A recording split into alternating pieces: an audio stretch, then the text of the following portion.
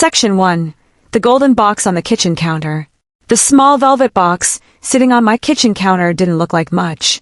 It was worn at the edges, the dark navy fabric fading into a dull gray from 50 years of being touched, opened, and held. Inside that box was a plain band of solid gold, set with a single, unpolished raw sapphire. It wasn't the kind of ring you would see in a shiny jewelry store window on Fifth Avenue. It had no modern cuts, no brilliant diamond clusters, and no designer logo stamped on the inside band. To an outsider, it looked like a simple trinket from a forgotten era, something you might buy for $5 at a neighborhood yard sale. But to me, that ring was my entire life. My name is Thomas Vance. I am 71 years old. For 48 of those years, I woke up every morning next to a woman named Sarah. Sarah was the kind of person who could make an empty, drafty room feel like a warm fireside. When we were 22, we had nothing. I worked double shifts at a steel fabrication yard, coming home with black grease pressed so deep into the lines of my palms that no soap could scrub it clean. Sarah worked as an archivist at the local historical society, spending her days handling yellowed maps, old land deeds, and forgotten family ledgers. We lived in a tiny 2-room apartment above a baker's shop. On the night I asked her to marry me, I didn't have enough money for a real engagement ring. I had saved up just $80. I took her to a small, antique clockmaker's shop run by an old German craftsman named Mr. Klaus. Sarah had found a tiny, rough gold band with a dark blue stone in a box of unsorted watch parts. The moment she slipped it onto her ring finger, her eyes lit up with a warmth I knew I would spend the rest of my life trying to deserve. "It doesn't matter how simple it looks, Thomas," she had whispered that night under the street lamps. "It's not just gold. It's a key to our future." For 48 years, that ring never left her finger. She wore it when we built our small 3-bedroom brick house in Pennsylvania. She wore it when she gave birth to our only son, Julian. She wore it through every hardship, every cold winter, and every rare moment of celebration. And 6 months ago, when Sarah took her very last breath in a quiet hospice room holding my hand, that ring was still resting gently on her thin, delicate finger. Before they carried her away, I slipped the ring off her hand. My tears fell onto her cold skin as I kissed her knuckles one last time. I brought it home, placed it inside the navy velvet box, and set it on the nightstand next to my bed. It was the last physical piece of my wife left on this earth. 3 months after the funeral, my son Julian called me. Julian was 32, an ambitious junior partner at a commercial management firm downtown. I loved my son with everything I had left, but over the last 5 years, Julian had changed. He had married a woman named Vanessa. Vanessa was a 30-year-old social media strategist who lived her life through the lens of her smartphone camera. She was obsession-driven by appearances, high-end brands, and the constant need to project an image of effortless wealth. She spoke in a loud, clipped tone, looked at my modest home with thinly veiled disgust, and constantly reminded Julian that his background was too working class for the crowd she wanted to run with. "Dad," Julian had said over the phone, his voice tight with fake concern. "Vanessa and I were talking. You're all alone in that big house now. You're getting older, and your knee is bothering you. Why don't you come live with us for a few months? We have a guest suite over the garage. We can keep an eye on you." I hesitated. I loved my home, but the silence in the house after Sarah passed was loud enough to break a man's spirit. Every room echoed with her absence. The thought of being around family, of hearing footsteps in the morning, sounded like a lifeline. "Are you sure, Julian?" I asked softly. "I don't want to be a burden on you and Vanessa." "Nonsense, Dad," Julian insisted. "We insist. Pack your clothes and your personal items. We'll pick you up on Sunday." I didn't know it then, but I wasn't being invited as a loved family member. I was being brought in to be a convenient, live-in house sitter. A quiet old man kept out of sight in the room above the garage while they hosted their lavish weekend parties for high society friends. And worse than that, I had brought Sarah's ring into a house where cruelty wore a designer smile. Section 2, the room above the garage. Moving into Julian and Vanessa's modern suburban home felt less like joining a family and more like checking into a cold, minimalist hotel where I wasn't entirely welcome. Their house was a sprawling, white brick structure in a gated neighborhood outside Philadelphia.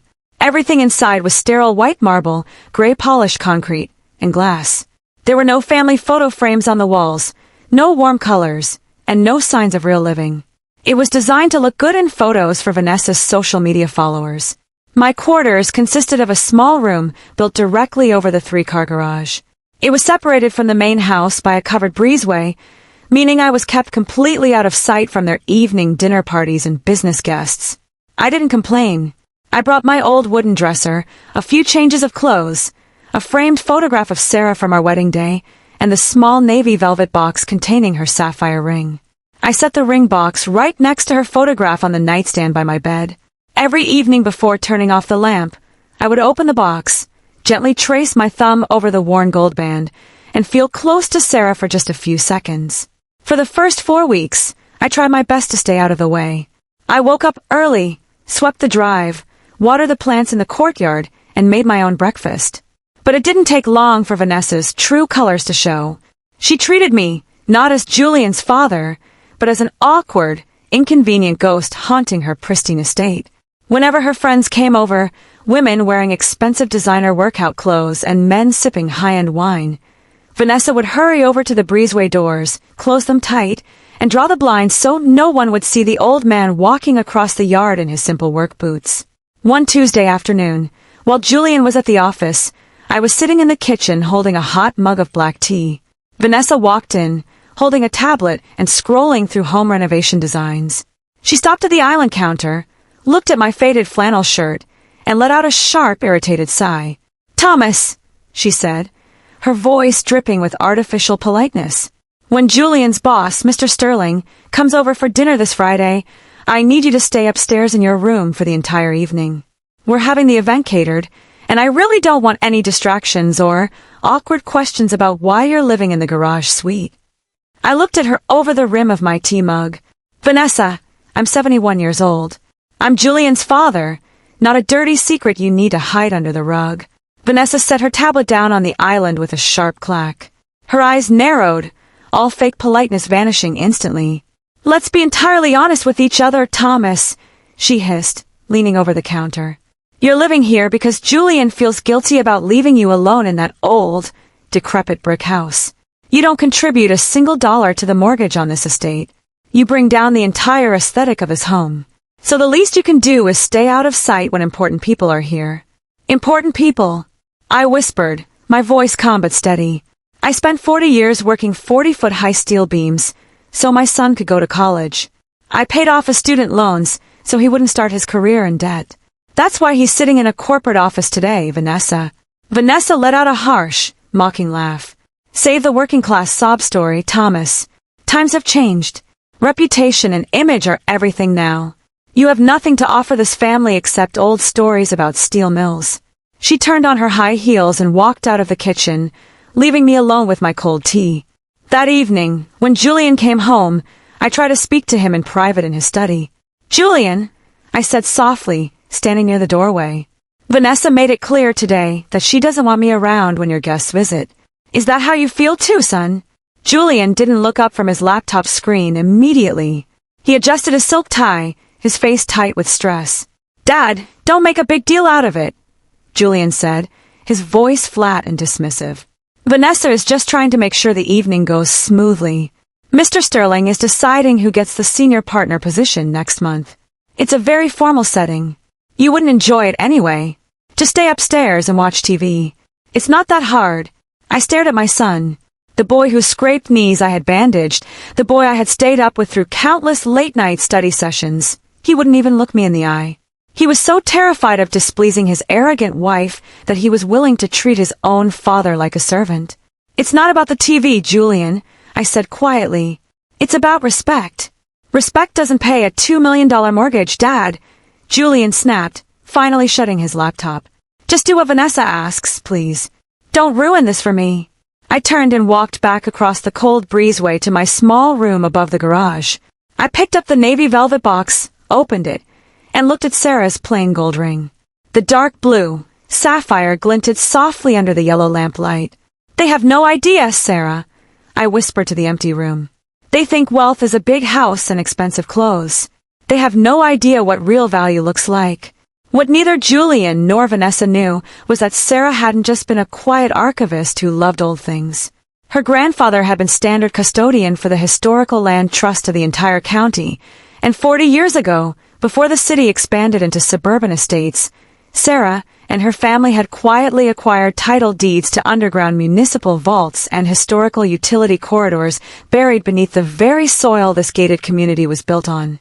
And that simple, unpolished sapphire ring was not a piece of cheap costume jewelry. It was the master key to a secure vault containing land rights, historical bearer certificates, and original state infrastructure deeds worth over $4 million. The evening of Friday's dinner party arrived under a heavy, overcast sky. Rain began to fall around 6 o'clock, drumming a steady, cold rhythm against the small window of my room above the garage. Below, the circular driveway filled with expensive European sedans and SUVs. Valets ran back and forth under giant black umbrellas, opening doors for men in crisp Italian suits and women draped in silk and diamonds. Laughter and the faint sound of jazz music drifted across the breezeway whenever the back patio doors opened. I sat in my armchair, wearing my simple flannel shirt, reading an old book by the warm glow of my bedside lamp. On the nightstand beside me rested Sarah's photo and the navy velvet ring box. Around 8:30, I stood up to stretch my aching knee and pour a glass of water from the small bathroom down the hall. While I was out of the room, the door to my quarters clicked open. It was Vanessa. She had come across the breezeway to grab an extra silver serving tray stored in the hallway closet. She was wearing a sparkling wine-red evening gown, her hair styled in an intricate updo, smelling strongly of expensive designer perfume. As she passed my open doorway, her eyes caught the yellow lamplight falling on the nightstand. She stepped into my room, her heels making a sharp clack-clack on the wooden floorboards. She looked around the small space with an expression of mild disdain. My old wooden dresser, my modest bed, my simple clothes hanging on hooks. Then, her gaze landed on the open navy velvet box. She walked over to the nightstand, picked up the box, and pulled out Sarah's ring. She held the gold band up to the light, turning it over between her manicured fingers. A cruel, dismissive smirk touched her lips. "What is this ugly old thing?" Vanessa muttered to herself, her voice carrying across the quiet room as I stepped back into the doorway from the bathroom. I froze in the hallway, my heart dropping into my stomach. "Vanessa," I said firmly, taking a step into the room. "Please put that down. That belongs to my late wife." Vanessa didn't jump. She didn't look startled. She simply turned her head, looking at me as if I were an annoying insect buzzing in her ear. "This!" Vanessa held the ring between two fingers, inspecting the rough, raw sapphire with deep disgust. "Thomas, this looks like garbage. It's scratched, the stone isn't even cut properly, and the gold is faded. Why do you keep this useless junk sitting out on the table?" "That ring was on my wife's finger for 48 years, I said, my voice shaking with a mix of rising anger and profound hurt. "It's not junk. It holds more value to me than this entire house." Vanessa let out a sharp, mocking laugh. She looked down at her own hand, displaying a massive 3-carat diamond ring that sparkled brilliantly under the light. "Value," she sneered, her voice cold as ice. "Thomas, this is what real value looks like. This diamond cost $40,000. What you have here is cheap, pawnshop scrap metal. It's embarrassing that you even keep this in our house. It belongs in a landfill. Put it back in the box, Vanessa," I demanded, stepping forward, my hand extended. "Right now." Vanessa looked at me, then down at the ring in her hand. A dark, petty malice flashed across her eyes. She hated that I hadn't bowed down to her authority, that I hadn't acted like a grateful servant in her home. She wanted to hurt me, to show me once and for all who was in control. Without taking her eyes off me, Vanessa walked 3 steps to the tall metal trash can sitting near my desk. She held the ring directly over the open lid. "Vanessa, don't you dare!" I shouted, reaching out as fast as my stiff knees would carry me. With a cold, indifferent flick of her wrist, she dropped the ring into the dark plastic bag inside the trash can. It hit the bottom with a tiny, hollow clink. "Oops," Vanessa said softly, her lips curling into a triumphant smile. "Looks like your trash finally found its place." My breath caught in my chest. Rage and grief, hot, sharp, and blinding, surged through my veins. I grabbed the edge of the nightstand to steady myself, my body shaking violently. "Get out!" I whispered, my voice trembling, so hard the words barely made a sound. "Get out of my room before I lose my temper." Vanessa scoffed, turning her back on me and smoothing down her red dress. "Don't raise your voice at me in my own home, Thomas. And take that trash bag down to the driveway bins before tomorrow morning. I don't want old garbage sitting in the garage suite." She turned on her high heels and strolled out of the room, her laughter echoing down the hallway as she walked back across the breezeway to her wealthy guests. I stood alone in the quiet room. I walked slowly over to the trash can, knelt down on the hard floor, and reached my trembling hands into the plastic liner. I pulled out Sarah's ring, holding it close to my chest as tears finally spilled down my weathered cheeks. I looked at the worn gold band. I looked at the dark blue sapphire. "They think it's garbage, Sarah." I choked out through my tears, my voice breaking in the dark room. "They think everything we built, everything we stood for, is worthless junk." I stood up, wiping the tears from my eyes. The grief inside me didn't fade, but something else took its place, a cold, hard, unbreakable resolve. I looked down at the main house, where Julian was standing near the glass patio doors, laughing with a wine glass in his hand, completely ignorant of what his wife had just done to his father. My son had stood by and let his wife treat me like a dog. He had traded his honor, his family, and his father's dignity for a life of artificial luxury. They thought I was just a broke, helpless old man living on their charity. They had no idea that the raw sapphire set in Sarah's ring wasn't just a stone. It was a custom-carved magnetic key, a unique historical key created 80 years ago by the city's master engineers. And tomorrow morning, I was going to use that key to open the master vault beneath their feet. I didn't sleep that night. I sat in my armchair by the small window, holding Sarah's ring tight inside my fist until the gold grew warm against my skin. Downstairs, the party slowly died down around midnight. I heard doors closing, engines starting, and the sound of guests driving away into the rainy dark. By 1 a.m, the main house went completely black. At 5 o'clock, before the sun had even begun to turn the eastern sky from black to blue, I stood up. My knees burned with a dull, aching pain, but I paid no attention to it. I put on my sturdy work trousers, my dark denim jacket, and my old leatherwork boots. I packed my worn canvas duffel bag with my few clothes, my framed photograph of Sarah, and her ring. I didn't leave a note on the desk. I didn't send Julian a text. I simply walked down the stairs, opened the garage door, and stepped out into the crisp, cold morning air. I walked 3 miles down the winding suburban roads to the public bus stop on the highway. Sitting on the cold wooden bench as the first bus arrived, I looked back toward the gated community on the hill. Julian and Vanessa thought they were secure in their $2 million fortress of glass and marble. They thought they were kings looking down on the world. They had no idea that the entire gated development, the 200 luxury homes, the manicured golf course, and the paved private roads, had been built 20 years ago on land leased from the East Pennsylvania Heritage Land Trust. And that trust was not owned by a corporate bank or a real estate conglomerate. It had been created in 1948 by Sarah's grandfather, Arthur Vance, a visionary civil surveyor who had quietly bought up municipal utility corridors and underground mineral rights when the county was nothing more than rolling farmland. When Sarah passed away, she didn't just leave me her memory. She left me sole ownership of the Master Land Trust. By 8:30 in the morning, I stood in front of a heavy, fortress-like stone building in downtown Philadelphia, the Keystone National Vault and Archive Deposit. The building was over 100 years old, built with massive granite columns and bronze double doors that looked like they belonged to an ancient temple. I pushed through the bronze doors and stepped into a vast, silent lobby made of dark green marble and brass. Sitting behind a high mahogany counter was an elderly gentleman wearing a sharp 3-piece suit and gold-rimmed reading glasses. His name tag read Mr. Edward Sterling, no relation to Julian's boss, but a man who had served as the chief archivist of the Keystone Vault for over 40 years. As I walked up to the counter, my work boots making a quiet sound against the floor, Mr. Sterling looked up over his glasses. His eyes swept over my faded denim jacket and canvas bag, but his expression remained polite and professional. "Good morning, sir," Mr. Sterling said smoothly. "How may I assist you today?" "I'm here to access Vault 104B," I said, my voice low and steady. The Vance Family Master Reserve. Mr. Sterling's hands froze over his ledger. He looked at me more closely, his eyebrows rising slightly. Vault 104.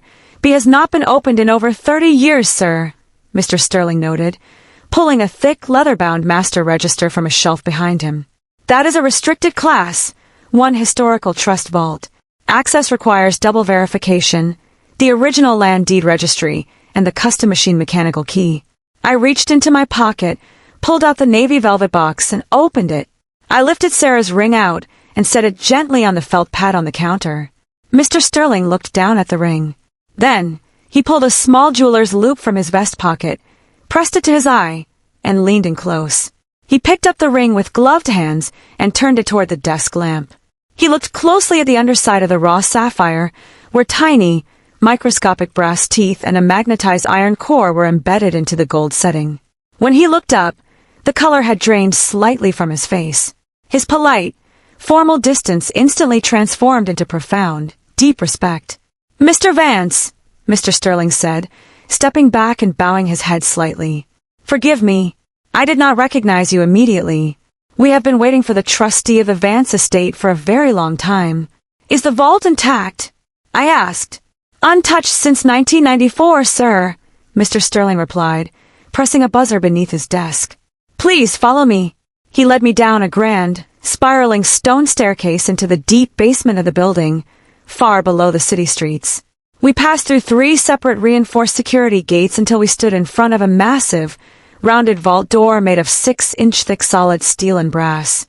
In the center of the vault door was a heavy bronze circular dial, but there was no keyhole. In the middle of the dial was a dark, recessed circular socket shaped exactly like the sapphire on Sarah's ring.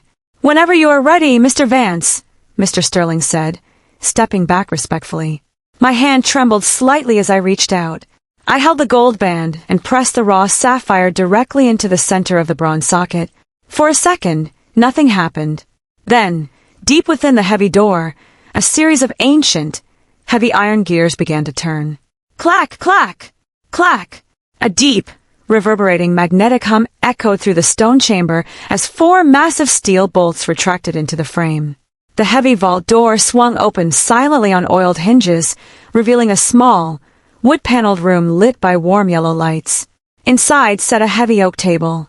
On top of the table rested 3 heavy leather binders stamped with gold lettering, along with 2 steel safety deposit boxes. I walked into the vault, my heart pounding in my chest, and opened the first leather binder. Inside were the original 1948 master ground lease agreements for the Oak Ridge Estates, the very land Julian's house sat on. Under the terms of a 75-year master lease, the land development company was required to pay an annual ground rent to the Vance Heritage Trust. But more importantly, Section 9 of the deed stated clearly, if any homeowner or developer within the lease zone breaches the character and community integrity covenants, or if the master trustee revokes the ground lease, all structures built upon the land immediately revert to the ownership of the master trust. Below the deed sat the second steel box. When I used the small brass key attached to the ledger to open it, my eyes met rows of bearer bonds, municipal infrastructure share certificates, and liquid treasury notes accrued over 50 years of untouched compound interest.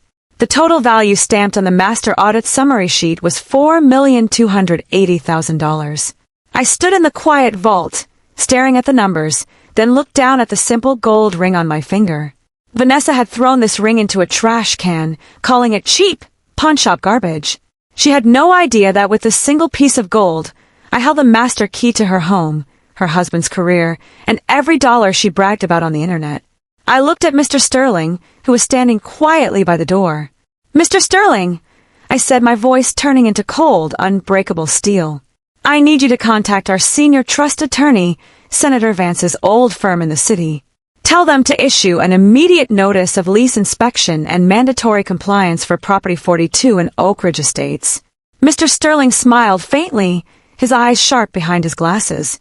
And what terms shall we set for the compliance notice, sir? I closed the leather binder with a firm thud. Tell them the master landlord is coming to inspect his property, I said softly. And tell them to make sure the trash is taken out.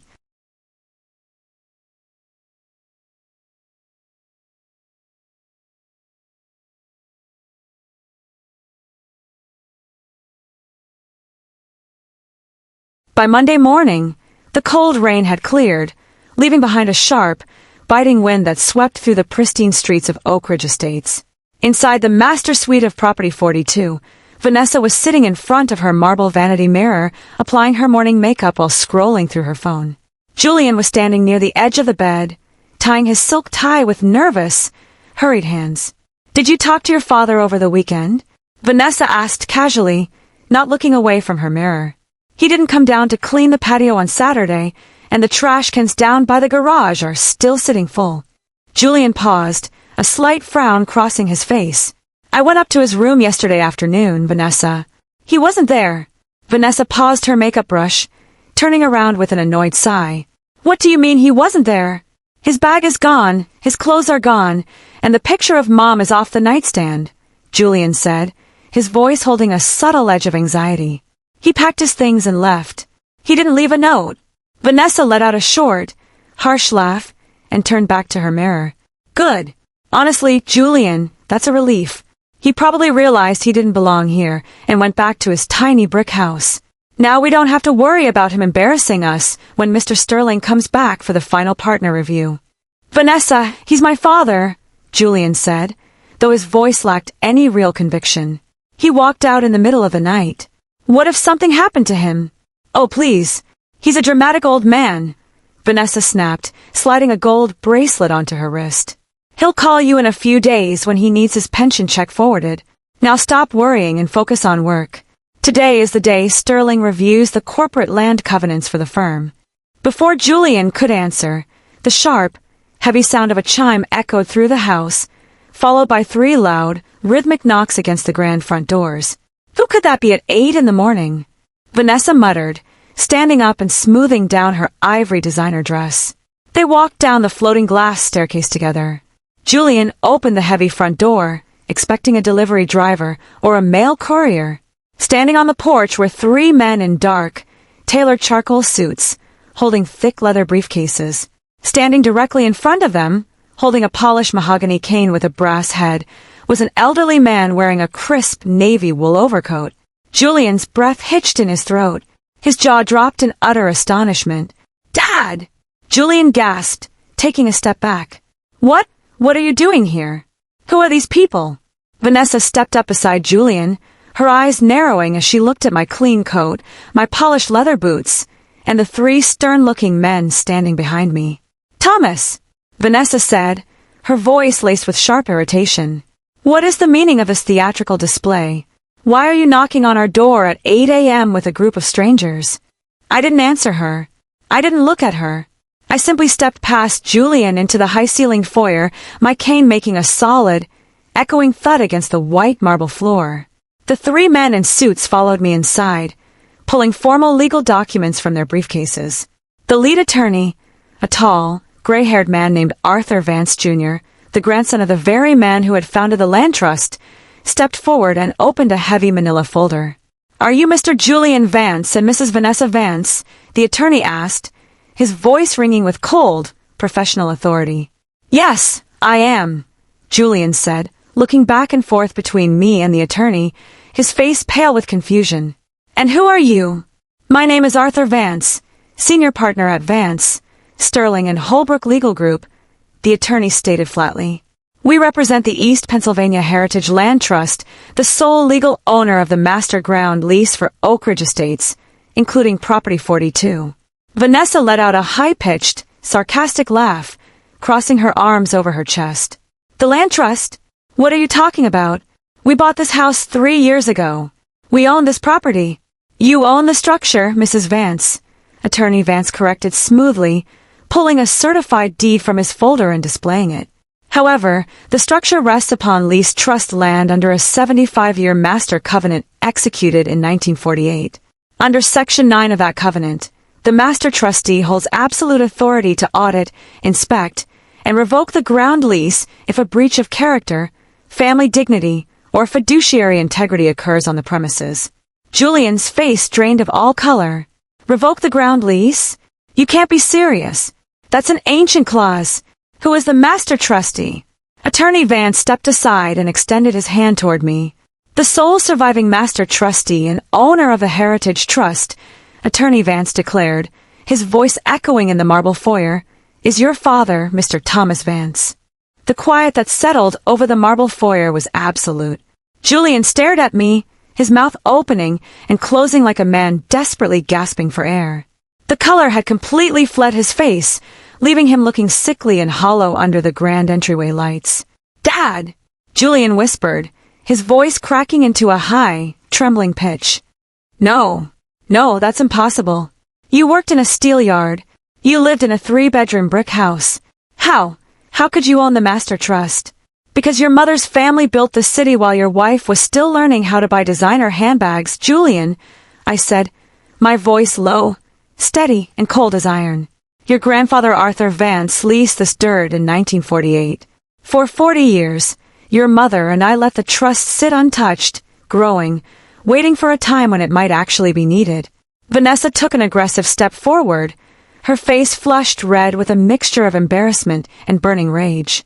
"This is a ridiculous scam," she screamed, pointing an acrylic nail directly at my chest. "You're an old man who lived in our garage. You slept over our cars. You don't own anything. Julian, call the police right now and have this bitter old liar thrown off our lawn." Attorney Vance didn't even flinch.